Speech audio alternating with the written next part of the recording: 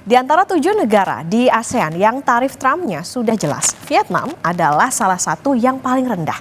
Vietnam menjadi kesayangannya Donald Trump dan menikmati tarif murah, 20%.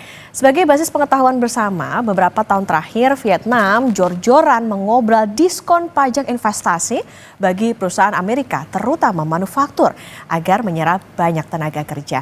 Nanti kita bahas apa sih beda Vietnam dan Indonesia, kenapa Indonesia itu tak perlu menjadi Vietnam dalam menghadapi Trump. Tapi kita ke informasi berikut terlebih dahulu. Jadi saudara, Menteri Keuangan Sri Mulyani bilang tarif dagang yang dikenakan Presiden AS Donald Trump bakal berdampak terhadap pertumbuhan ekonomi Indonesia. Dalam hal ini akan berpengaruh pada angka dalam rancangan APBN 2026. Hal ini disampaikan Sri Mulyani dalam rapat kerja dengan Komite 4 DPD RI. Sri Mulyani bilang efek tarif Trump bakal mempengaruhi pertumbuhan ekonomi dan proyeksi era APBN 2026. Kata Menkyu, pertumbuhan ekonomi ke depan harus realistis karena kondisi ketidakpastian global masih tinggi. DPD Republik Indonesia Komite 4, izinkan kami langsung memunculkan sentimen negatif di pasar keuangan maupun ekonomi global. Kita lihat aktivitas manufaktur global yang ekspansif sudah mulai melemah, dan juga dari sisi prospek pertumbuhan ekonomi yang juga diperkirakan makin lemah atau melakukan terjadi revisi ke bawah. Triwulan kedua ini Indonesia masih coba terus bertahan dari tekanan dan berbagai ketidakpastian global yang makin meningkat. Kita lihat inflasi kita masih terkendali, ini berarti daya beli masyarakat masih bisa terjaga. Namun dampak dari ketidakpastian global mulai terlihat di manufaktur sektor yang masuk kepada zona kontraktif. Bulan April, Mei, Juni semuanya di bawah 50, yaitu 46,7, 47,4 dan 46,9. Mayoritas banyak negara yang diobservasi juga mengalami PMI-nya negatif. Meskipun demikian, neraca perdagangan kita masih relatif resilient, yaitu 24,6 billion US dollar surplus dari neraca perdagangan. Sementara itu, Wakil Ketua Komisi 1 DPR RI, Dev Laksono, menilai kebijakan tarif Trump memang mengkhawatirkan.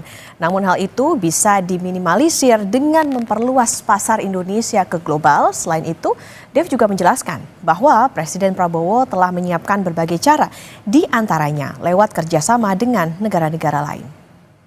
Banyak hal agak mengkhawatirkan, karena ini kan pasti berdampak kepada perindustrian kita, berdampak kepada perbankan kita, dan juga bisa berdampak kepada pertumbuhan perekonomian kita. Nah, sekarang Presiden sudah memiliki langkah-langkahnya dengan membangun kerjasama dengan OECD, terus juga dengan BRICS, terus membuka pangsa pasar baru sehingga tidak sepenuhnya kita bergantung kepada satu sisi, tapi kita juga bisa memasuki pasar-pasar baru untuk kita bisa mengembangkan kapasitas kita. Bang, ini kan diancam tambahan tarif impor 10%, Indonesia konsisten akan tetap menjadi anggota kelompok BRICS. Menteri Sekretaris Negara Prasetyo Hadi, saudara, bilang saat ini pemerintah masih bernegosiasi dengan perwakilan Amerika Serikat melalui Menko Perekonomian Erlangga Hartarto. Menurutnya, tidak ada kebuntuan saat negosiasi sehingga Indonesia masih mendapat beban tarif yang tak berubah saat penetapan pertama kali oleh Presiden Donald Trump pada April lalu. Upaya untuk bernegosiasi dengan pemerintah Amerika Serikat kan, berdasarkan apa yang disampaikan Presiden Trump, di situ kan beliau memberi tenggat waktu sampai 1 Agustus. Nah, di jeda waktu ini tadi malam kami berkoordinasi juga dengan Menko Ekonomi ya, untuk kemudian melanjutkan kembali proses negosiasi. Di situ kan dibuka beberapa ruang juga. Kalau kaitannya dengan rencana pengenaan kembali tarif 10% bagi anggota BRICS, kami merasa ya itu bagian dari keputusan kita kalau kita bergabung dengan BRICS yang kemudian itu ada konsekuensi, ya mau tidak mau harus kita hadapi kan. Akhirnya kan 32. Sementara efek tarif Trump, pelaku usaha di bidang pertambangan memandang hal ini tidak terlalu berdampak secara langsung terhadap pelaku usaha tambang. Tetapi Direktur Eksekutif Indonesian Mining Association, Hendra Sinadia bilang secara tidak langsung kebijakan ini akan berdampak terhadap permintaan ekspor produk Indonesia, khususnya di sektor tambang kepada negara tujuan ekspor utama seperti kawasan Asia Pasifik. Pasalnya, negara-negara seperti Tiongkok dan India dari kebijakan tarif Trump, industrinya akan melambat.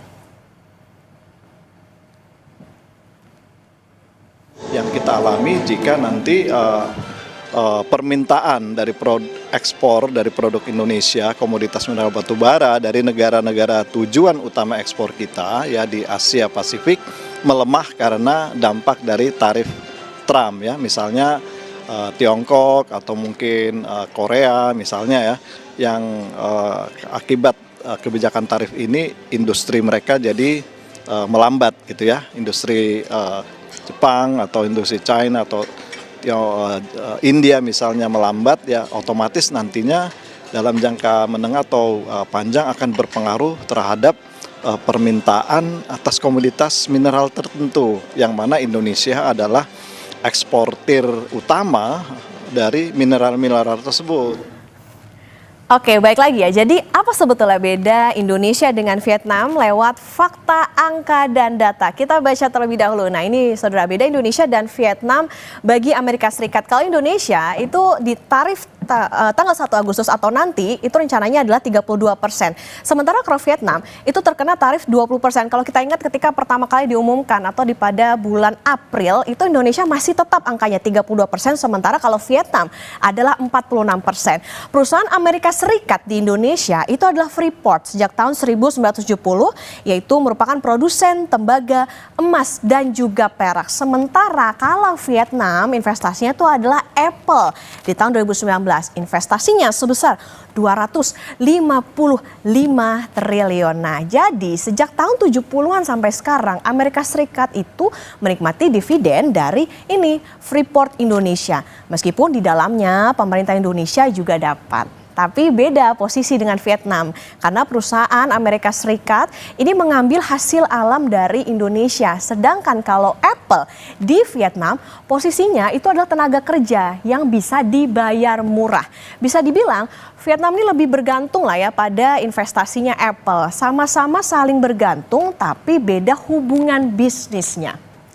Tapi yang menarik saudara dan juga terbaru, Presiden Amerika Serikat Donald Trump mengumumkan akan menggetok tarif sebesar 50% atas impor tembaga.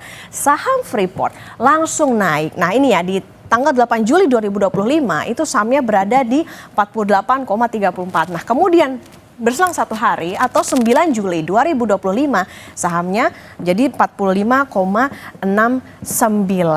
Nah ini saudara, jadi meskipun akhirnya saham Freeport turun juga, yang jadi catatan 51% tembaga Amerika Serikat ini masih impor. Ini juga seakan Trump sedang bunuh diri gitu, walaupun kesannya sangat pro terhadap tambang dalam negeri. Berbeda dengan Vietnam yang disukai oleh Trump dan diberi tarif lebih rendah yaitu 20%, Indonesia akan menanggung tarif lebih tinggi. Apa saja yang dimiliki Indonesia untuk melawan tarif Trump? Sikap keras ke Tiongkok jadi salah satu faktor Vietnam disayang Trump dan tarif bea masuk impor rendah ke Amerika Serikat. Perlukah Indonesia menjadi Vietnam agar disayang? Apa saja yang dimiliki Indonesia? Kita akan bahas bersama Direktur Eksekutif Selyos Bima Yudhistira yang sudah hadir di studio Kompas TV. Selamat pagi Mas Bima, kabar sehat Mas Bima? Kabar sehat. Alhamdulillah. Jadi Mas Bima, kita lewat data dan angka yang tadi, keuntungan Freeport itu kan dinikmati Amerika sejak tahun 1970-an sampai sekarang. Beda model bisnis udah pasti sama Apple yang masuk ke Vietnam. Apakah ini bisa jadi sumber kekuatan ataupun poin lobbynya Indonesia ke Amerika Serikat? Iya, sebenarnya tipikalnya berbeda dengan Vietnam. Kalau Vietnam itu salah satu daya tawarnya selama ini dia menjadi salah satu hub ataupun tempat di mana investasi China itu masuk ke Vietnam di sektor yang sifatnya padat karya. kemudian masuk ke Amerika Serikat. Nah, Indonesia ini sebenarnya bargaining power ataupun daya tawarnya itu terletak pada mineral kritis saat ini. Jadi mineral kritis yang dipunyain apa saja? Salah satunya kan Amerika mengincar dari dulu konsisten soal tembaga. Ini tidak boleh diutak-atik. Makanya Freeport kontrak karyanya terus-menerus berlanjut. Kemudian ada nikel di situ untuk industri pertahanan, untuk kemudian baterai dan juga kendaraan listrik. Jadi kita harus melihat sebenarnya positioning Indonesia itu ada di mana. Karena kalau Indonesia ikut dengan Vietnam, itu pun sudah dilakukan sebenarnya, salah satunya adalah dengan melakukan importasi LPG, kemudian BBM, dan rencananya kedelai dalam jumlah yang cukup besar. Tapi Trump tetap mengenakan tarif 32%. Artinya ini harus dicari sisi lain di mana Trump itu mau mendengar Indonesia. Dan akhirnya per Agustus tarifnya jangan 32% plus menjadi anggota BRICS, Indonesia ditambah 10%, jadi 42%. Ini bagaimana caranya? Yang belum dimainkan kartu asnya adalah terkait dengan masalah soal Freeport dan kebutuhan Amerika terkait dengan importasi tembaga dan katoda tembaga dalam jumlah yang sangat besar. Oke, artinya gini kan, ya oke lah, berarti kita artinya beda model bisnis sama Vietnam. Seberapa besar, mungkin bisa jadi gambaran, ketergantungan Amerika Serikat terhadap Indonesia itu sendiri, terutama di bidang tambang? Sangat besar ya, sangat besar. Kenapa sangat besar? Karena salah satu tambang di luar dari Amerika Serikat yang dimiliki Freeport yang cukup bisa menjadikan pasokan ke Amerika Serikat itu salah satunya adalah Chile, kemudian Indonesia di luar dari Amerika Serikat. Sehingga kebijakan terbaru Donald Trump misalnya yang akhirnya mengenakan tarif 50% terhadap barang-barang tembaga dari banyak negara itu sebenarnya adalah suicide mission atau misi bunuh diri karena ini merugikan kepentingan Amerika Serikat sendiri. Padahal kita tahu bahwa 50% kebutuhan tembaga Amerika itu masih diimpor dari negara lainnya. Jadi begitu bergantungnya sebenarnya Amerika Serikat terhadap Freeport spesifik terhadap tembaga. Apalagi 56 triliun Amerika itu sudah melakukan investasi melalui Freeport di smelter yang ada di Gresik. Jadi sebenarnya disitulah kita bisa bermain berbagai hal. Salah satunya misalnya, satu, apakah Indonesia perlu melakukan restriksi relaksasi izin ekspor konsentrat? Karena yang dinikmati sekarang oleh smelter di Gresik itu adalah relaksasi ekspor konsentrat. Karena kalau sekarang Trump akhirnya mengenakan tarif 50% terhadap tembaga, memang harga konsentrat tembaganya naik. Tapi kalau Indonesia ingin memanfaatkan agar tidak terlalu kena tarif dan ekspornya bisa ke negara lainnya, maka kuncinya adalah bagaimana caranya smelter tadi menghasilkan produk-produk yang punya nilai tambah tinggi. Dan juga masuk ke dalam rantai pasok misalnya untuk baterai, kabel, kendaraan listrik yang ada di Indonesia. Itu pun juga akan membuat shock terapi pada investasi Amerika, pada PMA. Bahwa Indonesia melakukan retaliasi tetapi halus. Kemudian yang kedua adalah status proyek strategis nasional di smelter Gresik. Jadi kalau sudah dapat PSN artinya fasilitas pajak, fasilitas kemudian perizinan itu dinikmati oleh smelter Freeport yang ada di Gresik. Kalau itu pemerintah bilang saja, kami akan mengevaluasi status PSN di Gresik, implikasinya itu akan signifikan. Yang terakhir adalah soal insentif-insentif biaya keluar yang selama ini dinikmati oleh Freeport, termasuk produk hilirisasi dari konsentrat tembaga. Kalau itu pun juga dilakukan perubahan kebijakan, itu akan mengirim sinyal bahwa Indonesia bukan negara yang lemah, bukan negara yang kemudian sudah melakukan berbagai negosiasi tidak didengarkan oleh Amerika Serikat. Karena yang menjadi permasalahan negosiasi sejauh ini dengan Amerika adalah bicaranya soal defisit perdagangan. Tidak bicara investasi secara mendetail, tidak bicara soal kepentingan tembaga untuk industri pertahanan Amerika. Jadi kita belum tahu sebenarnya Amerika butuh apa dari Indonesia. Ternyata bukan masalah perdagangan saja. Oke, artinya gini Mas Bima, ketika tembaga ini kan akan kena tarif sampai 50% itu tadi, padahal Amerika lagi-lagi bergantung 51% dari tembaga luar. Di sini Freeport juga produsen terbesar tembaga, sudah investasi smelter pula. Ini bisa dikatakan ketika Trump itu menerapkan tarif sampai 32 plus 10 karena kita anggota BRICS, ini kayak jadi semacam bunuh diri nggak sih gitu untuk Amerika Serikat sendiri? Ya, yang jelas konsekuensinya adalah Indonesia itu pasar ekspor konsentrat tembaga dan katoda yang paling besar adalah Jepang, kemudian Tiongkok. Jadi dengan Trump itu mengenakan tarif yang menjadi kebijakan bunuh diri di Amerika Serikat sendiri, Ke depan Amerika diperkirakan akan membeli produk impor tembaga itu dari negara-negara seperti China, kemudian Jepang dengan harga yang sangat mahal. Karena jelas kapasitas tambang domestik Amerika itu tidak mencukupi untuk itu. Tidak sebesar Indonesia. Tidak sebesar Indonesia. Kemudian konsekuensi berikutnya Indonesia yang menjadi negara BRICS kemudian dimusuhi oleh Amerika Serikat, dianggap mengancam eksistensi Amerika. Makin dekatlah kita kepada negara-negara seperti Tiongkok, kemudian India dan Brazil. Yang artinya dalam jangka panjang kalau kita bisa bertahan, Trump misalnya tetap mengenakan 32 plus 10% pada Agustus. Tapi Indonesia masih bisa bertahan agar Trump tidak bisa lagi melemah. Bagaimana caranya? Maka keputusan terbaik adalah ekspor keluar negara non-Amerika itu diperkuat. Yang kedua adalah ekspornya harus dalam bentuk hilirisasi yang nilai tambahnya besar. Jadi devisanya akan lebih besar. Atau yang berikutnya, serap lebih banyak katoda tembaga untuk industri dalam negeri. Industri apapun.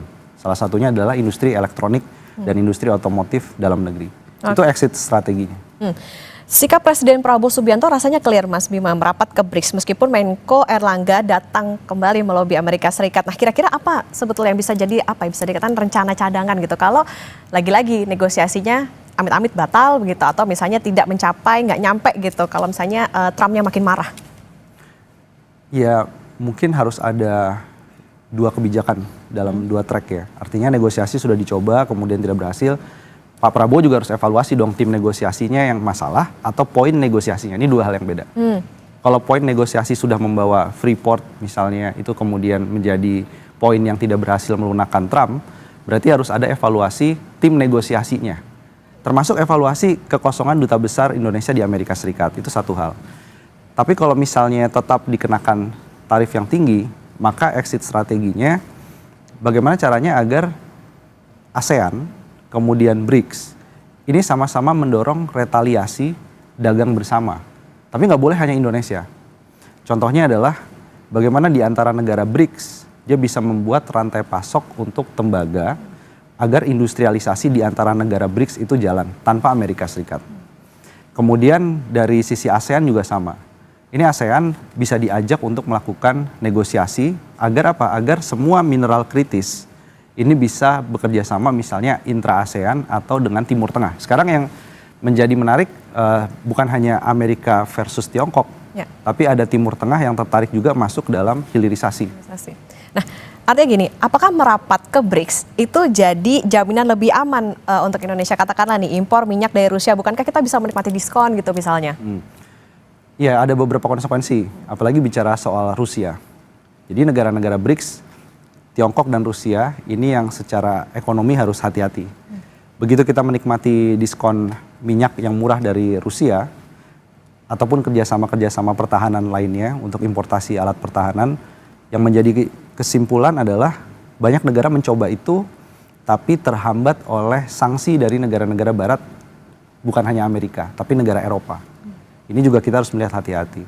Kemudian pertanyaannya, apakah Indonesia harus ikut ke BRICS atau sebenarnya tanpa BRICS secara bilateral kita bisa melakukan sesuatu tanpa labeling BRICS? Itu juga menjadi salah satu pertanyaan karena beberapa negara seperti Vietnam misalnya itu memang wait and see dulu untuk join BRICS karena sepertinya hubungan dengan Tiongkok baik-baik aja tanpa ada BRICS.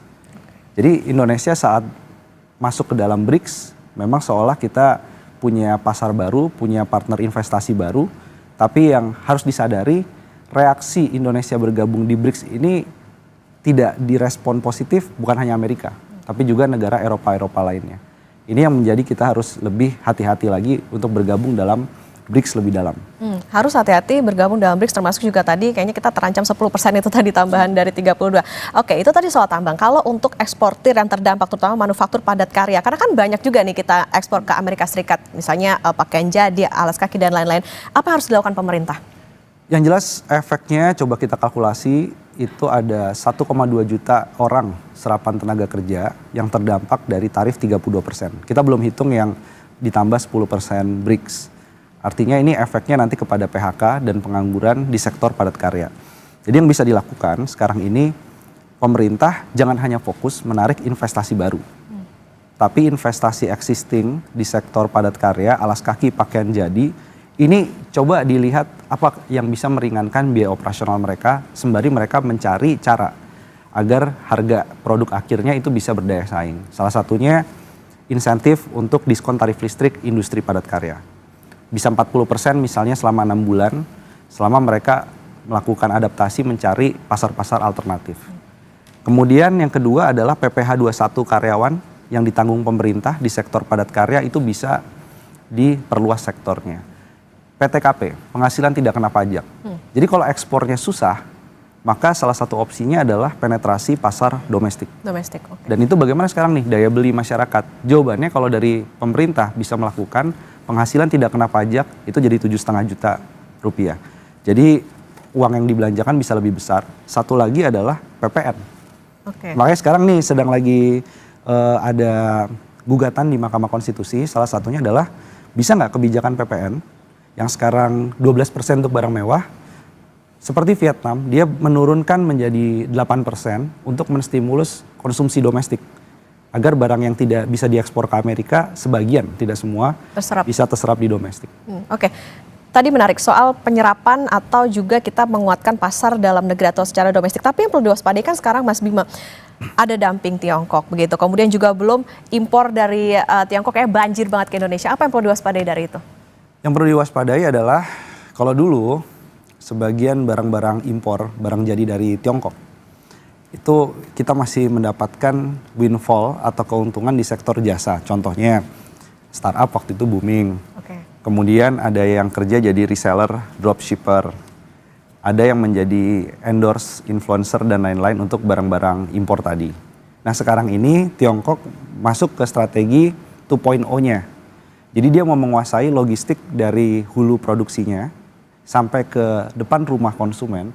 Itu semua rantai pasoknya ingin dikuasai oleh Tiongkok. Nah disinilah kita perlu proteksi untuk barang-barang impor tertentu. Jadi yang sebenarnya ditunggu adalah Permendak 8 ya. Itu segera direvisi cepatnya per sektoral sehingga sekarang kita bisa mensortir produk-produk apa saja yang bisa disubstitusi dari produsen dalam negeri tanpa kita mengandalkan impor. Karena kalau terus impor ke depan ini perang dagang masih lama, masih berlanjut, maka banjir impor itu akan meruntuhkan industri domestik dan menekan UMKM, termasuk yang menjadi produsen.